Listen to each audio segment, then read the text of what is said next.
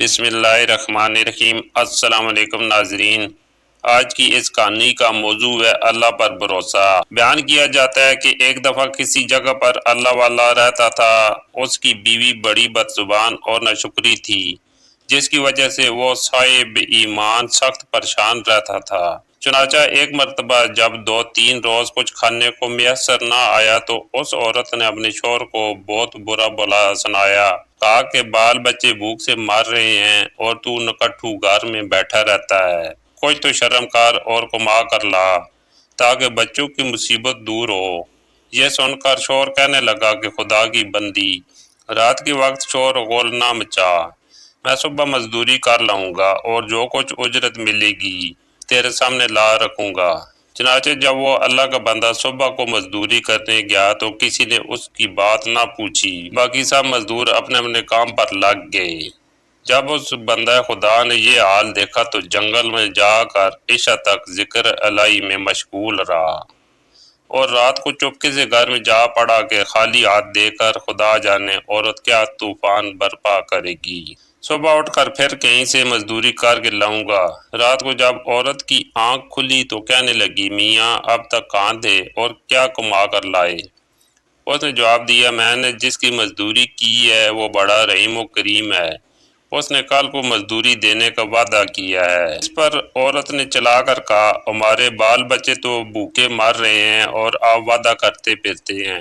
پھر صبح کو وہ شخص مزدوری کے لیے گیا، مگر خدا کی شان پھر بھی اس کو کسی نے پوچھا تک نہ، اور وہ مجبور ہو کر اسی مقام پر جنگل میں عبادت الہی اور گریہ وزاری میں عشاء تک مصروف رہا۔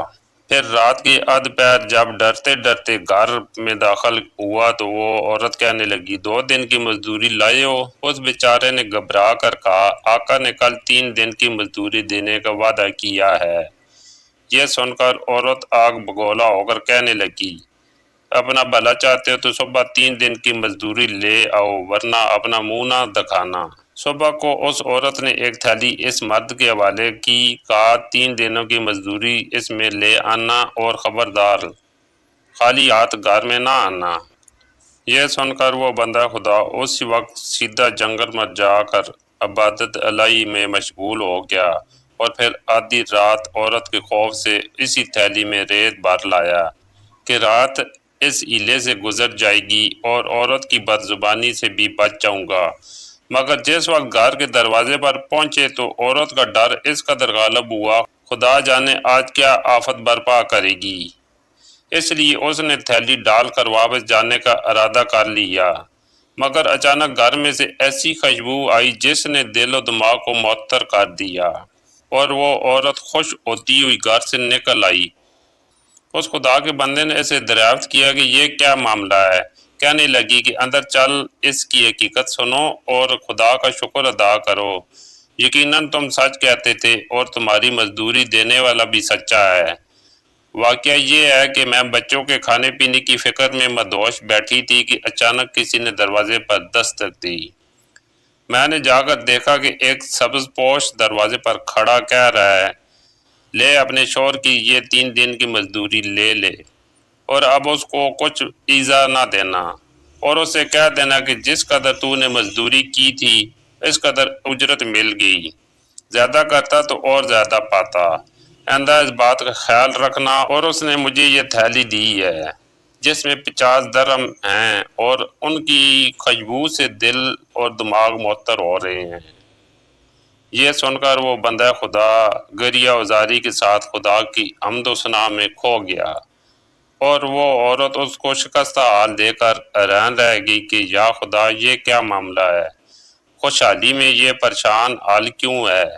چنانچہ جب ہوش آیا تو اس نے بتایا کہ اے ناشکری عورت، حقیقت یہ ہے کہ 3 دنوں میں نے کسی کی مزدوری نہیں کی بلکہ سارا دن عبادت الہی میں مشغول رہا۔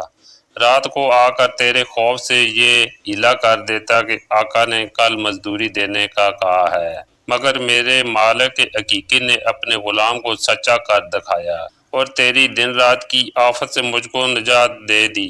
اس پر میں نے جتنا بھی اس کا شکر ادا کروں کم ہے۔ دیکھ، آج اس تھیلی میں تیرے ڈر سے ریت بھر کر لایا ہوں، تو اس کو خالی کر لے اور ریت کو پھینک دے۔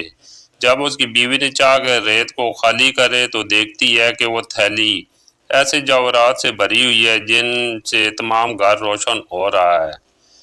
یہ دیکھ کر اس اللہ کے بندے نے اپنی تمام عمر خدا کی شکر گزاری میں گزار دی۔ تو دوستو، ہمیں یہ سبق ملتا ہے، جو بندہ اپنے خدا پر بھروسہ کر کے اس کی اطاعت اور فرمانبرداری میں مصروف رہتا ہے، اسی طرح اللہ تعالیٰ اس کی غیب سے مدد فرماتا ہے۔ اللہ تعالیٰ ہم سب کو اس واقعے سے سبق حاصل کر کے اس پر عمل کرنے کی توفیق عطا فرمائے، آمین۔